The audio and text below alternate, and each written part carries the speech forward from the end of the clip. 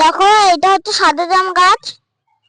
এই এই গাছটা এই বর্ষাকালের দিনে লাগানো হয়েছে। আজকেই লাগানো হয়েছে, কারণ আজকে একটু বৃষ্টিটা কম ছিল, তাই আজকেই লাগানো হয়েছে এইটা। এই গাছটা, এটা হচ্ছে সাদা জাম। জামটি যে হবে তার ভিতরটা হবে পুরো সাদা। আর এই সাদা জাম গাছটা কিন্তু খুঁজে পাওয়া কিন্তু অনেকটাই মুশকিল। আর তোমরা যদি চাও তাহলে এখান থেকে সেই সাদা জাম গাছ নিয়ে যেতে পারো।